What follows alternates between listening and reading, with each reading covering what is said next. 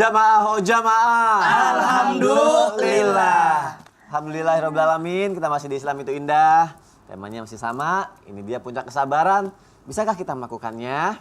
Tapi bagus juga ya. Apa? Bersabarlah seperti pohon, di mana kalau dilempar batu dia kasih buah. Catet. Tadi aku ke pohon. Iya. Tapi kenapa nggak ada yang mau ngikutin gimmick aku tadi? Nggak mau karena itu kan pohon gimmick. Ah iya. Ya, itulah puncak kesabaran aku. Puncak kesabaran. Kita bahas mengenai rezeki deh kali ini. Rezeki. Rezeki. Jadi kesabaran menanti rezeki. Nanti rezeki. Gimana? Gini, Nah. kalau misalnya kita udah ikhtiar dari rezeki, tapi nggak dikasih-kasih juga, Oke. tapi tetap ikhtiar dan tetap berhusnuzon kepada Allah. Apakah itu puncak kesabaran kita? Karena Allah tuh pengen kita punya mindset rezeki nggak selalu mengenai soal uang. Oh, ada nggak status yang membahas tentang rezeki? Ada nggak ya? Ustaz, Iya. mohon penjelasannya dong Ustaz. Baik, mohon izin Ustaz mindset ya. Iya, Ustaz Syam, Yeah. Mas Sony. Jemaah Islam itu indah yang dicintai Allah. Subhanallah, walhamdulillah, wala ilaha illallah, wallahu akbar. Di antara puncak kesabaran yang harus dihadirkan dalam hidup kita adalah sabar dalam mencari dan menjemput rezeki. Penting ini. Kenapa? Karena kalau tidak sabar dalam menjemput rezeki, kadang-kadang kita jadi salah melangkah, salah menentukan arah untuk meraih rezeki itu. Maka tolong dicatat ya, ada 3 prinsip rezeki yang harus kita pahami. Tiga prinsip rezeki. Satu, rezeki itu sudah dijamin. Oh iya. Rezeki sudah tertakar, tak mungkin tertukar. Rezeki sudah tercatat, tak mungkin tersesat. Rezeki sudah dijamin, tak mungkin diambil oleh orang lain. Jadi apa? Percayalah, ketika engkau masih hidup di muka bumi, maka catatan rezeki masih Allah berikan untuk kita. Lihat surat Hud ayat 6. Allah Subhanahu wa taala berfirman, A'udzubillahi minasyaitonirrajim. Wa ma min dabbatin fil ardi illa 'alallahi rizquha. Dan tidak ada makhluk yang melata pun hidup di muka bumi kecuali Allah jamin rezekinya. Bahkan Nabi menguatkan kepada kita, apa? Inna ahadakum lan yamuta hatta yastakmila rizquhu. Setiap kita tidak akan pernah diwafatkan oleh Allah sebelum habis jatah rezekinya. Jadi kalau sampai hari ini, mohon izin, jamaah Islam itu indah, kita masih bisa bernafas, jantung kita berdetak, tangan kita masih bisa merangkul, kaki masih bisa melangkah, percayalah di saat itu masih ada catatan rezeki untuk kita. Tapi yang kedua ingat, rezeki itu harus dijemput. Walaupun rezeki sudah dijamin, tidak bisa kita kemudian diam, udah akan indah pada waktunya. Nggak bisa. Saya paling gemes sama orang yang bikin status akan indah pada waktunya. Padahal dia nggak berusaha. Indah pada waktunya itu hanya bagi mereka yang berusaha. Maka ikhtiar. Dan ikhtiar ada 2. 1, ikhtiar bumi. 2, ikhtiar langit. Ikhtiar buminya apa? Kerja. Ikhtiar buminya apa? Dagang. Ikhtiar buminya apa? Punya strategi, disiplin, profesional, target achievement. Itu strategi bumi. Tapi ikhtiar langitnya apa? Ingat, dekatkan diri kita kepada Allah. Takwa kita tingkatkan. Sholatnya dijaga, sodakohnya dijaga, silaturahminya dijaga. Mohon maaf, banyak orang yang sibuk mencari rezeki, tapi lupa kepada yang maha memberi rezeki. Status hari Selasa itu. Yang ketiga, rezeki itu harus dinikmati dan disyukuri. Jadi yang kurang bukan rezekinya, yang kurang adalah syukurnya. Yang sedikit itu bukan rezekinya, tapi yang sedikit adalah cara kita menikmatinya. Yang sempit bukan rezekinya, tapi yang sempit hatinya. Maka mohon maaf, rezeki dengan gaji itu beda. Mohon maaf, apa bedanya? Gaji itu ada tanggal bulannya, rezeki nggak ada tanggal bulannya. Gaji itu ada slipnya, rezeki nggak ada slipnya. Gaji itu ada batasnya, rezeki nggak ada batasnya. Mohon maaf, rezeki Allah itu luas dan banyak. Seringkali karena kita nggak sabar memahami rezeki, ujungnya kita membenci keadaan yang Allah berikan kepada kita. Maka mulai hari ini jangan batasi rezeki dengan urusan materi, terlalu kecil. Sehat itu rezeki. Punya istri itu rezeki, punya suami itu rezeki, bisa nonton Islam itu indah. Lihat senyumnya Ustadz Maulana, yang Masya Allah, hari ini memang agak Masya Allah begitu. Allah. Karena barangkali ada pohon yang nggak tahu mengganggu beliau, barangkali begitu. Itu juga rezeki. Jadi setiap nikmat yang Allah berikan itu adalah rezeki. Masya Allah, berarti akan indah pada waktunya. Akan indah pada kalau kita waktunya. berdoa dan berusaha. Benar. Aduh, Masya Allah. Mindset jangan soal uang aja.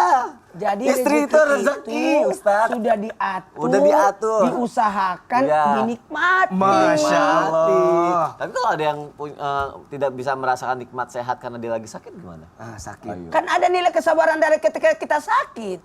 Terus kalau misalnya dia jadi nggak bisa beribadah karena sakit, Karena ada 3 pahalanya. Nah, jadi itu puncak kesabaran. Ada.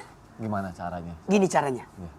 Mohon maaf tanpa menggurui. Karena mohon maaf bisa jadi yang menonton lebih hebat daripada kami yang menyampaikan.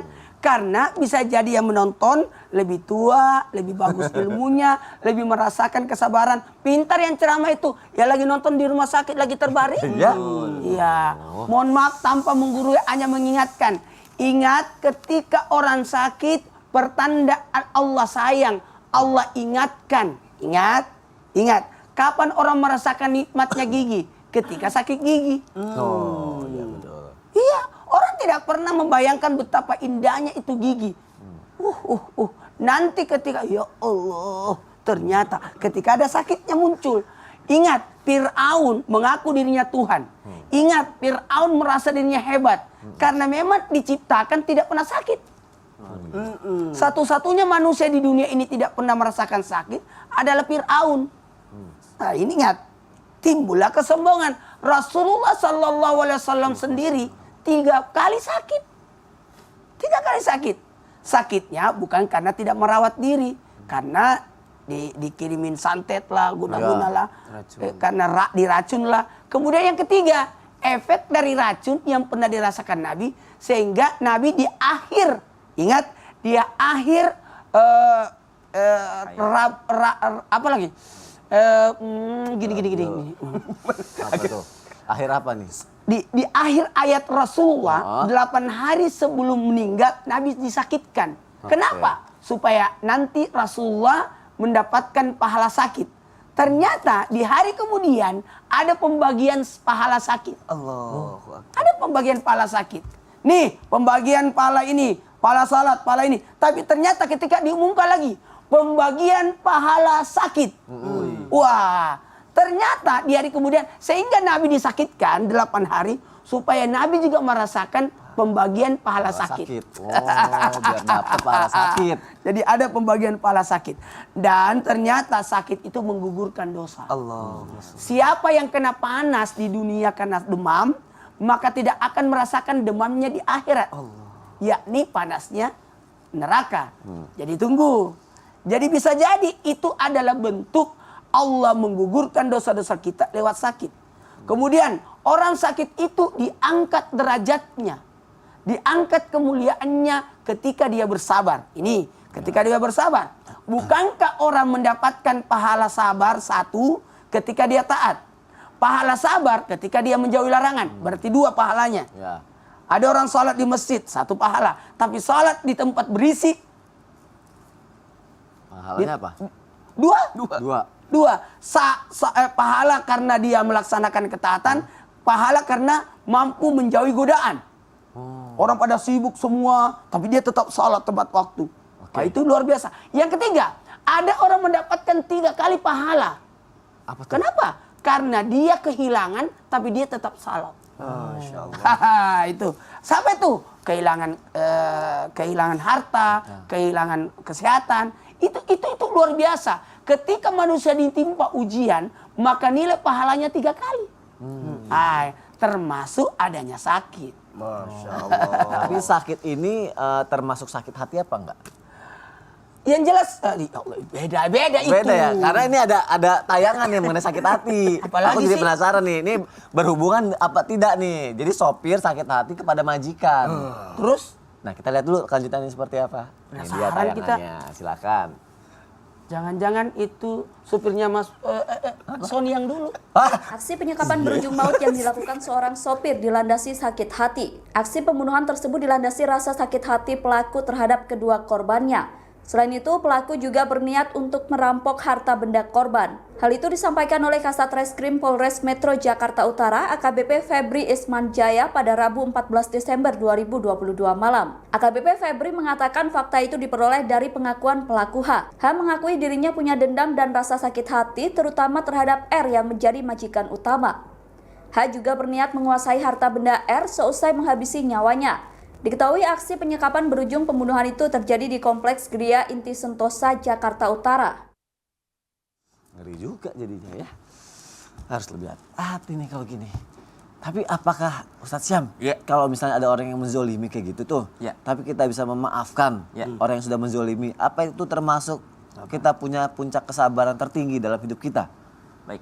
Mohon penjelasannya dong Ustadz Syam. Bismillahirrahmanirrahim. Tabe Ustadz Hilman, Ustadz Maulana, Mas Soni serta guru-guru kami yang dimuliakan Allah Subhanahu wa taala. Ba'da naqul a'udzu billahi minasyaitonir rajim.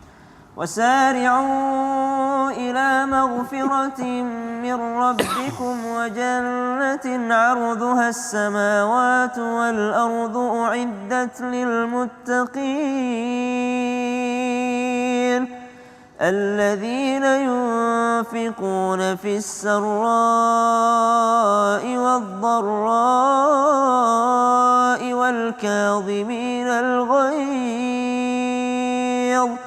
والكاظمين الغيظ والعافين عن الناس والله يحب المحسنين. Puncak kesabaran alias dia telah mencapai tingkat ketakwaan apabila seseorang sudah mampu untuk memaafkan manusia, terlebih lagi yang dimaafkan adalah orang yang senantiasa menzaliminya. Sebagaimana firman Allah Subhanahu wa taala, "Wasari'u ila maghfiratin min rabbikum wa jannatin 'arduhas samawati wal ard u'iddat lil muttaqin." Surga itu dijanjikan dan ampunan Allah dijanjikan bagi mereka yang bersegera meraihnya dengan cara bertakwa kepada Allah. Di antara ciri orang yang bertakwa adalah mereka yang menafkahkan hartanya, menginfakkan hartanya, mengeluarkan hartanya, baik dalam keadaan lapang ataupun sempit. Serta cirinya adalah mereka yang mampu untuk menahan amarahnya. Kaziminal ghaiz, orang yang mampu menahan amarahnya. Kazimin, dari kata kazimah, seakar kata dengan kazimah. Kazimah artinya, mohon maaf, termos. Termos ini kalau kita isi air panas tentu yang di dalam masih panas. Tapi tidak akan terasa panas termosnya.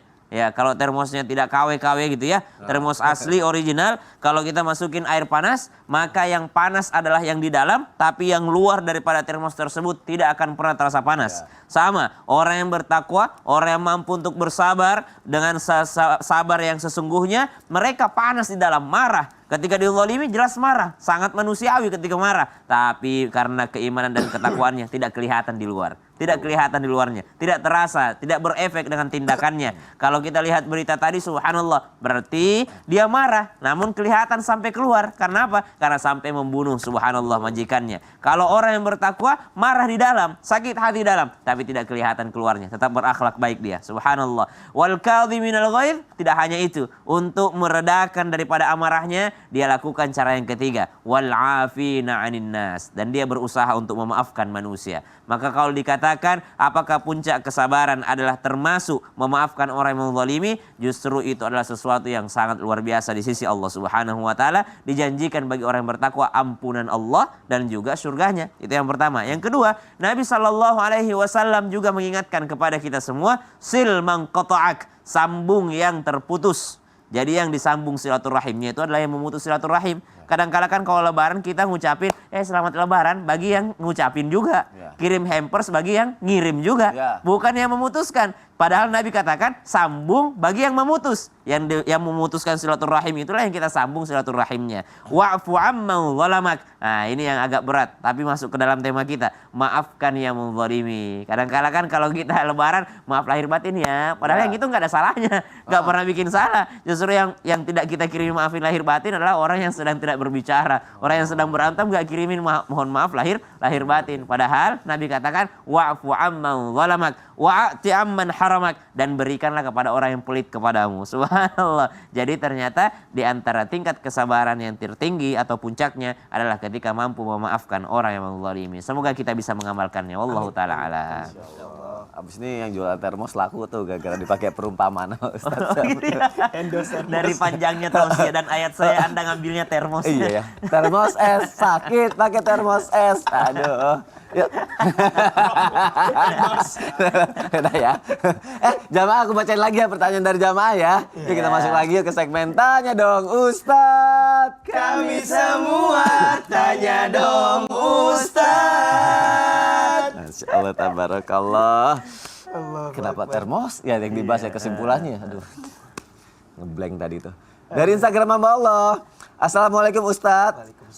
Saya sudah menikah 19 tahun dengan suami, tapi qadarullah belum dititipkan momongan. Kami sudah ikhtiar sampai bersabar dengan kondisi ini. Bahkan saya sudah bilang sama suami kalau mau poligami silahkan. Tapi suami saya tetap yakin dengan saya. Saya sedih Ustadz, tidak dapat hasil yang kami inginkan. Mungkin rencana Allah berbeda dengan kami.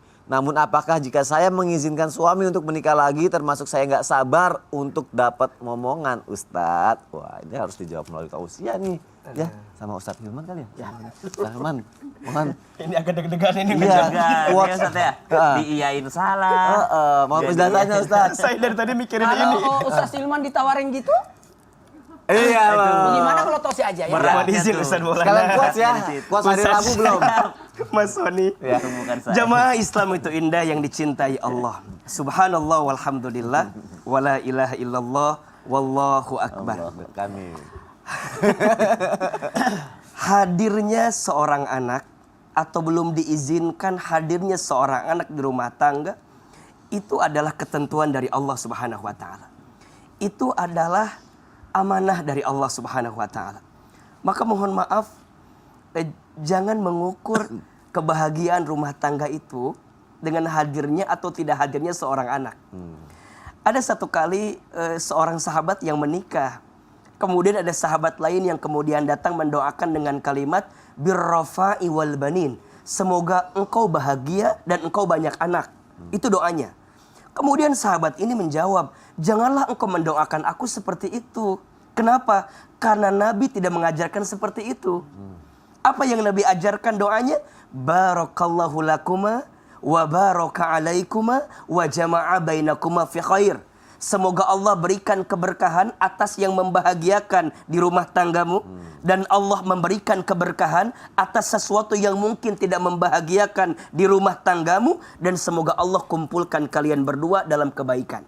Jadi poinnya bukan tentang adanya anak atau tidak adanya anak. Dua-duanya itu adalah kehendak dari Allah, ketentuan dari Allah. Poinnya apakah kita bisa menghadirkan keberkahan atau tidak. Nah adapun yang kedua, Ustadz, tapi kan kita pengen punya pomongan, pengen punya keturunan. Suami saya pengen punya keturunan. Tapi keadaan saya sudah tidak akan bisa memiliki keturunan. Apakah poligami bisa menjadi solusi untuk itu? Kembali kepada kondisinya. Ada sejarah yang menyebutkan, bukankah kita tahu kisah Siti Sarah yang mengizinkan Nabi Ibrahim alaihissalam untuk menikah lagi dengan Siti Hajar alaihissalam? Sehingga pada akhirnya Allah izinkan hadirnya Ismail alaihissalam untuk Nabi Ibrahim. Tapi kan lihat kualitas suaminya seperti Ibrahim. Jadi kalau suami kita nggak kayak Ibrahim ya jangan. Gitu ya Ustaz Maulana ya. Lihat kualitasnya. Maka poligami itu adalah syariat yang tidak boleh kita benci. Tapi juga jangan mengecilkan syaratnya. Harus dilihat kemampuannya. Apakah bisa adil? Apakah baik akhlaknya? Apakah taat kepada Allah? Apakah finansialnya cukup atau tidak? Ya, karena mohon maaf, jangan pada akhirnya poligami itu menzolimi, jangan sampai menyakiti, dan jangan sampai juga, mohon maaf ya, mencederai perasaan diri kita, pasangan yang kedua kita. Jadi pertimbangannya harus banyak, dan ini harus didiskusikan oleh banyak pihak. Karena insya Allah setiap poin yang dikomunikasikan dengan baik akan mengantarkan kebaikan. Insya Allah jika bersabar untuk mengizinkan ya silahkan. Tapi jika nggak kuat ya bersabarlah dengan apa yang hari ini Allah hadirkan. Insya Allah dua-duanya kebaikan. Maaf ya kalau bicara poligami agak tipis-tipis sensitif. Ustaz juga bilang kan mencederai, jangan sampai mencederai. Harusnya kalau mencederai itu jangan ke poligami tapi poliklinik ya. Iya. Ya. Aduh. Masya Allah, luar biasa loh. Nggak jangkrik lo, luar biasa.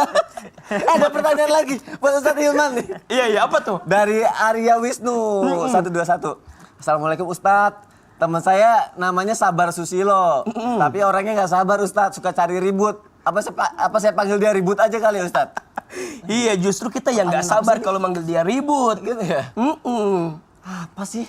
Udah deh, nanti aku Pertanyaannya itu aja. Udah, aku juga bingung. Sangat tidak penting sekali. Ya udah ya, nanti ada pertanyaan yang lebih penting setelah yang ini ya. Jangan kemana-mana, jamaah tetap di Islam itu indah. Nggak lama kok. Jamaah, oh jamaah. Alhamdulillah. Aduh.